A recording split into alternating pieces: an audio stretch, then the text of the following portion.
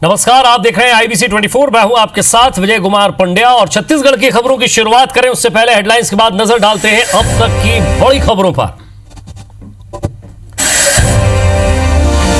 Modi cabinet की बैठक में 6 बड़े फैसलों पर लगी मुहर। विजय माल्या कभी भी लाया जा सकता है भारत।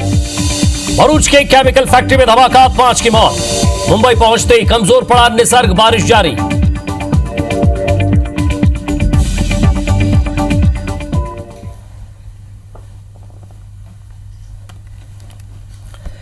तो इन बड़ी खबरों के बाद सबसे पहले बात छत्तीसगढ़ में लगातार कोरोना के नए मरीज जो सामने आ रहे हैं उनकी। आज 34 लोगों की रिपोर्ट पॉजिटिव आई है, जिसमें सबसे ज्यादा आज बलौदाबाजार में 22 मरीज मिले हैं। कुल 52 मरीजों के साथ बलौदाबाजार प्रदेश का एक और हॉट स्पॉट बन गया है।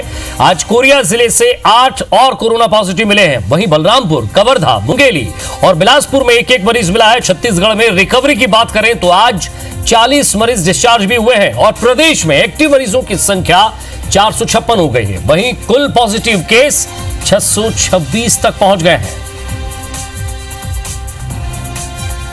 तो छत्तीसगढ़ में लगातार कोरोना पॉजिटिव मरीज सामने आ रहे हैं और आज की बात की जाए तो 34 लोगों की रिपोर्ट पॉजिटिव आई है, जिसमें सबसे ज्यादा बलौदाबाजार में 22 मरीज मिले हैं।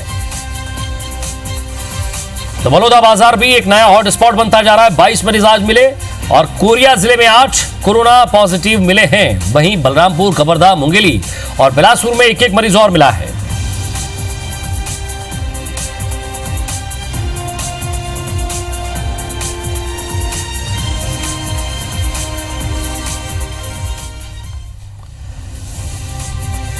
तो ऐसा नहीं है कि इसे कंट्रोल करने की कोशिश नहीं की जा रही है। छत्तीसगढ़ में कोरोना को कंट्रोल करने की कोशिश लगातार जारी है और ऐसे में जगदलपुर से एक राहत भरी खबर यह है कि जहां अस्पताल में भर्ती 10 मरीजों में से 3 मरीज ठीक हो गए हैं और उन्हें अस्पताल से डिस्चार्ज कर दिया गया है। साथ ही 5 मरीजों की भी हालत बेहतर बताई जा रही है। वहीं एक संक्रमित युवती का रायपुर में इलाज जारी है। युवती जिस डिस्पेंसरी में काम करती थी और MPM हॉस्पिटल को कंटेनमेंट जोन में बदल दिया गया। संपर्क में आए लोगों का भी सैंपल लिया जा रहा है। जगदलपुर से युवती इलाज कराने के लिए रायपुर आई थी, जहां उसके रिपोर्ट पॉजिटिव आई थी। वहीं कोरबा में भी मंगलवार को 3 मरीज संक्रमित पाए गए हैं, जिसमें एक संक्रमित महिला की कोई ट्रैवल हिस्ट्री नहीं है। महिला गढ़गोरा की है। उसका पति वहीं एक दुकान में काम करता है। फिलहाल बाकी घर के सदस्यों को क्वारंटाइन कर दिया गया है। और इधर भिलाई में एक बुजुर्ग महिला की मौत के बाद उसकी रिपोर्ट पॉजिटिव आई है, जिसके बाद हाउसिंग बोर्ड कॉलोनी चरोदा को कंटेनमेंट जोन में तब्दील कर दिया गया है।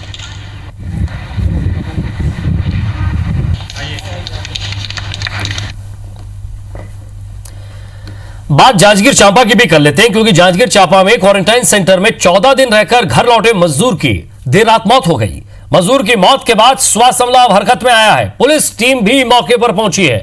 शव को पोस्टमार्टम के लिए भेजा गया। प्राथमिक PM रिपोर्ट में मजदूर की मौत सांप काटने से होना बताया गया है। मौत के कारण को स्पष्ट करने के लिए फॉरेंसिक जांच भी की जाएगी। रैपिड जांच में मजदूर की कोरोना रिपोर्ट नेगेटिव आई है। मृतक की पत्नी का कहना है कि बोटलाल को कोई बीमारी नहीं थी। उधर क्वारंटाइन सेंटर में अपने नवजात जुड़वा बच्चों के साथ रह रही सारंगढ़ निवासी महिला की अचानक मौत हो गई है। 18 मई को रायगढ़ मेडिकल कॉलेज में महिला ने जुड़वा बच्चों को जन्म दिया।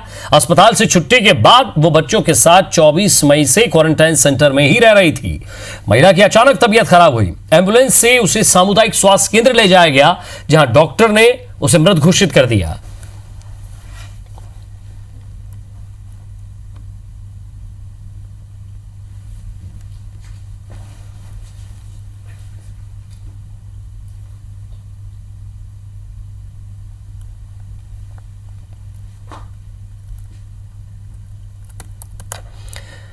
तो प्रदेश में क्या स्थिति है, सरकार क्या निर्णय ले रही है, कितनी और किट बुलवाई गई है, इन तमाम बातों को जानने के लिए, समझने के लिए हमारे संवाददाता विनय वर्मा हमारे साथ है। विनय, आज भी 30 से ज्यादा मरीज सामने आए हैं, अलग अलग इलाकों के हैं। सवाल यह है कि बलौदाबाजार में सबसे ज्यादा मरीज निकले हैं।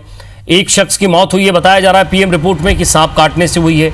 उसकी टेस्ट रिपोर्ट क्या आती है, ये भी महत्वपूर्ण बात है। एक जुड़वा बच्चों की 2 माँ थी, उसकी भी डेथ हो गई है। क्या इस सब को लेकर सरकार सतर्क है? ये सारी जानकारी प्रशासनिक अधिकारियों को भी होगी, क्योंकि ऐसे समय में वो भी चाहेंगे कि कम से कम इस तरह की खबरों से जनता में एक डर ना पैदा हो।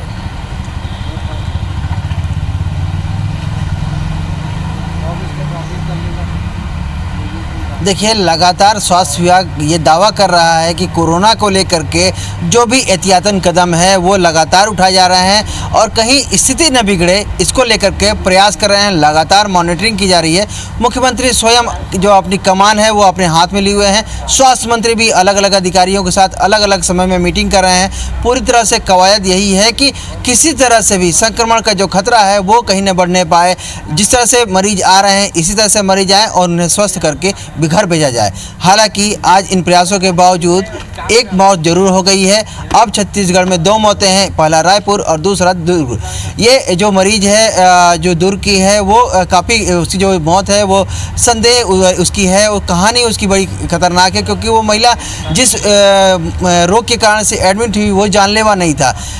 गठियावाद के कारण से वो एडमिट हुई थी, लेकिन अस्पताल में उसे संक्रमण लगा और जब अस्पताल में ही उसकी मौत हो गई तो जो निजी अस्पताल था उसने जो रायपुर एम्स से वहाँ रिफ़र कर दिया। डॉक्टर का कहना कि जब मौत हो चुकी थी तो यहाँ पर क्यों भेजा। ये सारे खेल इसलिए होते कि कहीं अस्पताल जो है वो सैनिटाइज ना होने पाए, वो लॉकडाउन उसको सील ना होने पाए, इसको लेकर सारी कवायद थी। हालांकि अब जब है केवल 2 ही मौत हुई है, इसके अलावा अब लगातार जो मौतें हो रही हैं उसके भी जो आंकड़े हैं उसे छिपाने